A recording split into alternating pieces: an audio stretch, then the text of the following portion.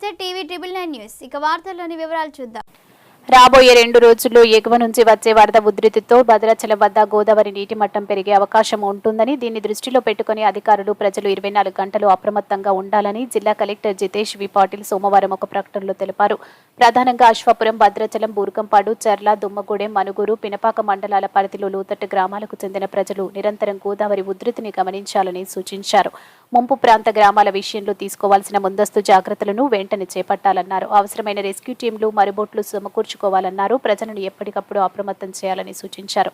అత్యవసరమైతే వెంటనే పునరావాస కేంద్రాలకు తరలించే విధంగా వాహనాలను సిద్ధం చేసుకోవాలని తెలిపారు. అటు పునరావాస కేంద్రాల్లోనూ ప్రజలకు అవసరమైన నిత్యావసరాలను సమకూర్చుకోవాలని పేర్కొన్నారు.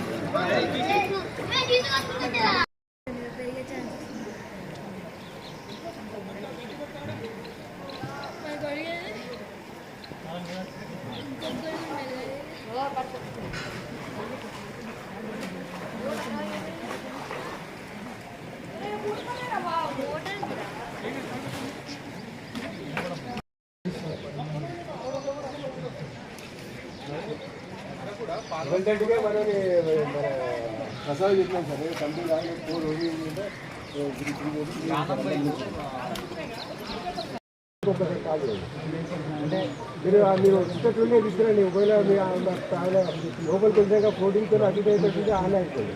తగ్గిన కొద్ది వాళ్ళు దగ్గర దాకా పోయింది సార్. ఆ ప్రెగ్నెంట్ లేడీ దగ్గర దాకా పోయింది సార్. ఒక 20-30 మీటర్స్ డిస్టెన్స్ బోట్ అంటే కొంచెం ఉందంటే కానీ ట్రబులేషన్గా పోతున్నారు సార్. అదే ఒకవేళ మళ్ళీ రిటర్న్ సేఫ్ అయితే కానీ లేకపోతే ఆమె దగ్గర ఉన్నాయి. వార్తలు ఇంతటితో సమాప్తం. మళ్ళీ తిరిగి ప్రసారం అయ్యే టీవీ ట్రిబుల్ 9 న్యూస్లో కలుద్దాం. అంతవరకు సెలవు.